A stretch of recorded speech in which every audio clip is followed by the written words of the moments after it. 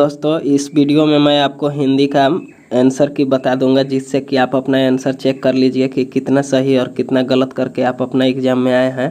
तो जो कि आपका क्लास 9 का है। तो चलिए हम लोग देखते हैं कि कौन सा क्वेश्चन है। इसमें देखिए, जैसा कि आप यहाँ नीचे में देख रहे हैं, इसमें लिखा हुआ है कि निम्नलिखित गद्यांश को ध्यानपूर्वक पढ़कर प्रश्न संख्या 1 से 5 तक के लिए सही विकल्प का चयन करें। यानी कि 1 से 5 तक का गद्यांश पढ़ लेना है और उसमें से आपको जो है कि सही आंसर का चयन करना है, यानी कि चुनना है। तो देखिए, प्रश्न संख्या 1 है कि परिश्रम को सफलता की माना गया है। यानी कि परिश्रम को सफलता की क्या माना गया है? तो परिश्रम को सफलता की कुंजी माना गया है। यानी कि इसमें आपका सही आंसर बी है। आप इसमें सही आंसर बी को मिला लेंगे। प्रश्न संख्या 2 में पूछा जा रहा है कि जीवन में सफलता किससे प्राप्त होती है? तो जीवन में सफलता जो है कि पुरुषार्थ से प्राप्त होती है। यानी कि इसमें आपका सही आंसर ऑप्शन नंबर 3 है। आप ऑप्शन नंबर 3 को मिला लीजिए, पुरुषार्थ से। प्रश्न संख्या 3 में पूछा जा रहा है, इसमें देखिए पूछा गया है कि उद्योगी पुरुष सिंह को कौन वर्ण करती है? तो इसमें आपका सही आंसर हो जाएगा लक्ष्मी, यानी कि ऑप्शन नंबर 4 सही है। प्रश्न संख्या 4 में पूछा जा रहा है कि कैसा परिश्रम दूसरा नाम भाग्य है? कैसा परिश्रम का दूसरा नाम भाग्य है? तो कैसा परिश्रम, यानी कि इसमें आपका सही आंसर फर्स्ट है, यानी कि कठिन परिश्रम का नाम दूसरा जो है कि भाग्य है। यानी कि इसमें आपका ऑप्शन नंबर 1 सही है। प्रश्न संख्या 5 है कि बुद्धि और विवेक किसको मिला है? तो बुद्धि और विवेक जो है कि इसमें आपका सही आंसर 2 है, यानी कि मानव को मिला है। ये आपका 5 प्रश्न पूरा हुआ, जो कि आपका ऊपर का गद्यांश का था। आप अपना गद्यांश में मिला सकते हैं। फिर प्रश्न संख्या 6 से 10 तक का जो है कि ध्यानपूर्वक पढ़ लेना है। पद्यांश दिया हुआ है और उसी से आपको आंसर देना है, जैसा कि आप यहाँ पे पद्यांश देख रहे हैं। तो चलिए हम लोग इसमें प्रश्न देखते हैं कि कौन कौन है। तो इसमें पूछा जा रहा है प्रश्न संख्या 6 में कि कांटा किसी की उंगलियों को क्या कर देता है? तो कांटा किसी की उंगलियों को जो है कि छेद कर देता है, यानी कि ऑप्शन फर्स्ट सही है। प्रश्न संख्या 7 में पूछा जा रहा है कि एक ही जगह में कौन जन्म लेता है? तो एक ही जगह में जो है कि आपका फूल और कलियां जन्म लेते हैं, यानी कि ऑप्शन नंबर इसमें 4 सही है। आप इसमें ऑप्शन नंबर 4 को मिला लीजिए। फिर प्रश्न संख्या 8 में पूछा जा रहा है, प्रश्न संख्या 8 में कि भौरे का श्याम तन कौन बेध देता है? यानी कि भौरे का जो श्याम तन है उसको कौन बेध देता है? तो इसमें आपका सही आंसर हो जाएगा 4, यानी कि कांटे। ऑप्शन 4 यानी कि कांटे को मिला लीजिए। फिर प्रश्न संख्या 9 में पूछा जा रहा है कि तितलियां को गोद में कौन लेता है? तो तितलियां को गोद में जो है कि फूल लेता है, यानी कि ऑप्शन नंबर 3 इसमें सही है आपका।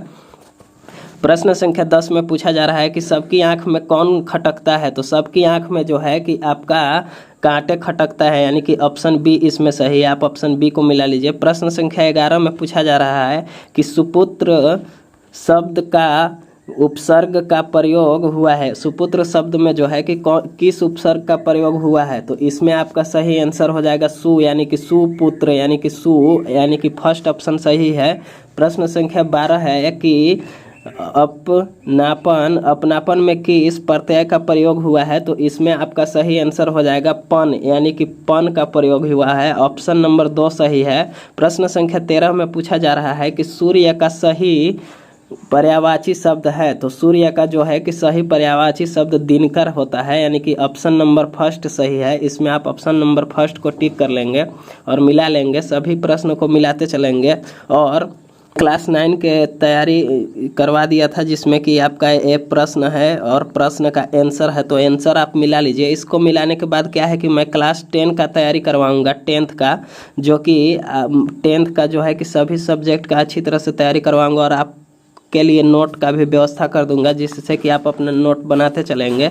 तो चलिए इसमें हम लोग देखते हैं कि प्रश्न संख्या 14 में क्या पूछा जा रहा है। तो प्रश्न संख्या 14 देखने से पहले अगर आप मेरे चैनल पर नए होंगे तो मेरे चैनल को फटाफट सब्सक्राइब कर लेंगे, ताकि जो मैं क्लास 10 का तैयारी करवाऊंगा उसमें आपको किसी प्रकार की दिक्कत ना हो। तो प्रश्न संख्या 14 में पूछा जा रहा है कि मैं कहता हूँ वाक्य में ने परसर्ग के प्रयोग से कौन सा परिवर्तन होगा? तो इसमें आपका सही आंसर हो जाएगा मैंने कहा है, यानी कि ऑप्शन 3 सही है। प्रश्न संख्या 15 है कि कुल कुल शब्द युग्म का सही अर्थ है, तो इसमें आपका सही आंसर हो जाएगा योग किनारा। एक ठे कुल का मतलब है योग यानी कि जोड़, और एक ठे कुल का मतलब है किनारा, यानी कि ऑप्शन फर्स्ट सही है। प्रश्न संख्या 16 में है कि परिश्रमी लड़के परीक्षा में सफल होते हैं, रचना के आधार पर वाक्य भेद बताएं। तो इसका आपका सही आंसर 3 हो जाएगा, यानी कि ऑप्शन जो है कि सरल, यह सरल वाक्य है। ऑप्शन 3 को सही मिला लेंगे। फिर प्रश्न संख्या 17 है कि सूर्योदय हुआ और उजाला छा गया, रचना के आधार पर यह कौन सा वाक्य है। तो इसमें आपका सही आंसर हो जाएगा संयुक्त वाक्य, यानी कि ऑप्शन नंबर 2। प्रश्न संख्या 18 है कि हर मनुष्य में ... गुण होना चाहिए, मानव का विशेषण बनाकर किसी रिक्त स्थान की पूर्ति कीजिए। ठीक है, मानव का विशेषण बनाना है और रिक्त स्थान को भरना है। तो इसमें आपका सही आंसर हो जाएगा मानवीय, यानी कि ऑप्शन नंबर 4 सही है इसमें। प्रश्न संख्या 19 है, इसमें देखिए पूछा जा रहा है कि संतरा मीठा है, यह वाक्य किस विशेषण का उदाहरण है। तो इसमें आपका सही आंसर गुणवाचक हो जाएगा। मीठा है यानी कि उसका गुण है, मीठा जो है कि गुण है, यानी कि ऑप्शन नंबर 4 सही है। प्रश्न संख्या 20 है कि 9, 2, 11 होना मुहावरे का सही अर्थ है। तो इसमें आपका ऑप्शन 3 सही है, यानी कि भाग जाना। 9, 2, 11 होना यानी कि भाग जाना।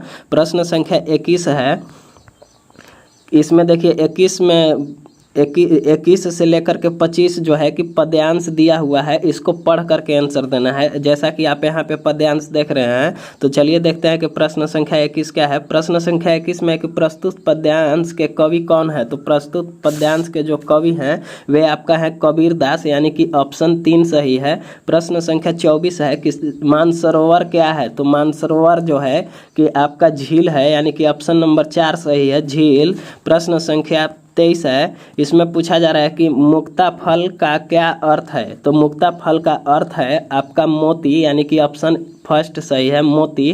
प्रश्न संख्या 24 है कि प्रेमी शब्द का प्रयोग हुआ है। तो प्रेमी शब्द का जो प्रयोग हुआ है आपका इसमें 4 बार हुआ है, यानी कि ऑप्शन 3 सही है। प्रेमी शब्द का प्रयोग पद्यांश में 4 बार हुआ है, पढ़ करके आप मिला लेंगे। प्रश्न संख्या 25 है, इसमें पूछा जा रहा है कि संसार किस रूप में है। संसार जो है कि किस रूप में है, तो इसका सही आंसर हो जाएगा कुत्ता के रूप में, यानी कि ऑप्शन 1 सही है।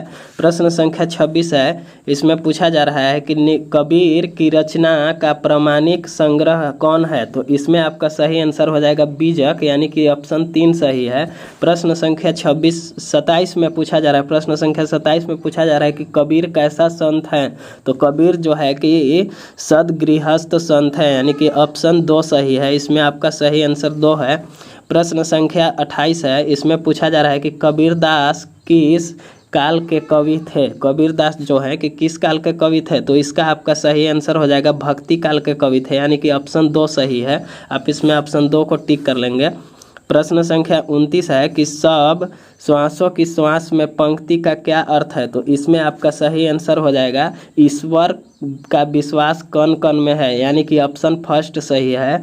फिर प्रश्न संख्या 30 है कि पखा पखी का क्या अर्थ है। तो पखा पखी का अर्थ होता है कि पक्ष विपक्ष, यानी कि ऑप्शन 3 सही है। पक्ष विपक्ष इसमें सही है, मिला लेंगे। प्रश्न संख्या 31 है कि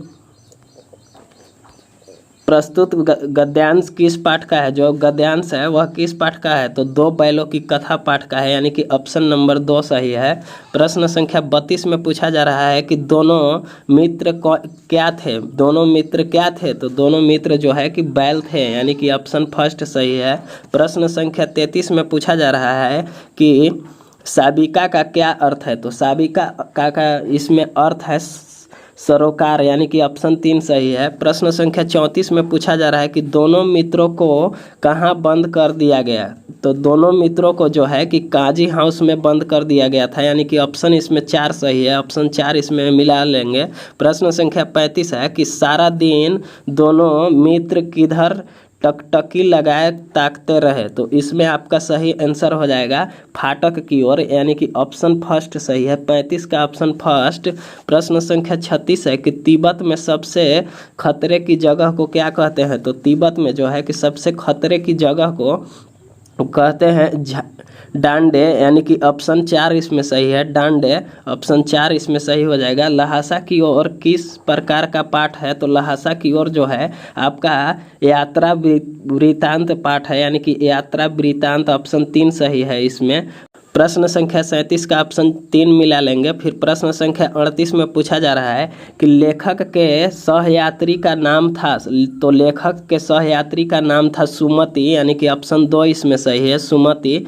फिर प्रश्न संख्या 39 है कि सालिम अली क्या थे, यानी कि सालिम अली जो है कि क्या थे, तो वह सालिम अली पक्षी विज्ञानी थे, यानी कि ऑप्शन 3 सही है इसमें। प्रश्न संख्या 40 है जो कि आपका पूछा गया लास्ट क्वेश्चन है। इसमें पूछा जा रहा है कि सालिम अली के एयर गन से कौन चिड़िया घायल होकर गिरी थी, तो इसमें आपका सही आंसर हो जाएगा 4, यानी ऑप्शन 4, यानी कि गौराया गिरी थी। आप इसको मिला लेंगे। अगर आप मेरे चैनल पर नए होंगे तो मेरे चैनल को फटाफट सब्सक्राइब कर लेंगे। इसके बाद मैं आपको क्लास 10 का तैयारी करवाऊंगा, जिसमें कि आपको पूरा नोट्स बनवाने के साथ मैं तैयारी करवाऊंगा। किसी भी सब्जेक्ट का नोट्स बाकी नहीं रहने दूंगा। सभी तरह के क्वेश्चन आंसर समझाने के बाद, और जितने भी पाठ के बीच से भी, यानी कि पेज नंबर से जो क्वेश्चन आंसर रहते हैं, जैसा कि आप अपना विज्ञान यानी कि साइंस सब्जेक्ट में देखे होंगे, उसको भी मैं बनवाऊँगा। और जो अभ्यास का यानी कि एक्सरसाइज का प्रश्न रहता है उसको भी बनवाऊँगा, और उसका नोट्स भी कंप्लीट करवा दूंगा, जिसमें कि आपको किसी प्रकार की दिक्कत नहीं होगी क्लास 10 में। और जितने भी बीच बीच से जो चैप्टर होता है, चैप्टर के बीच से जितने भी क्वेश्चन उठता है उसको भी मैं कंप्लीट करवा दूंगा और आपका तैयारी करवाऊंगा। तो अगर आप मेरे चैनल पर नए होंगे तो मेरे चैनल को फटाफट सब्सक्राइब कर लेंगे, ताकि मैं आपका जो क्लास 10 का तैयारी करवाऊंगा उसमें किसी प्रकार की दिक्कत ना हो। तो इस वीडियो में इतना ही। फिर आप अपना अगला जो है सब्जेक्ट, उसका मेरे डिस्क्रिप्शन बॉक्स में दिए हुए लिंक पर जा करके और उसका आंसर मिला लेंगे। जय हिंद।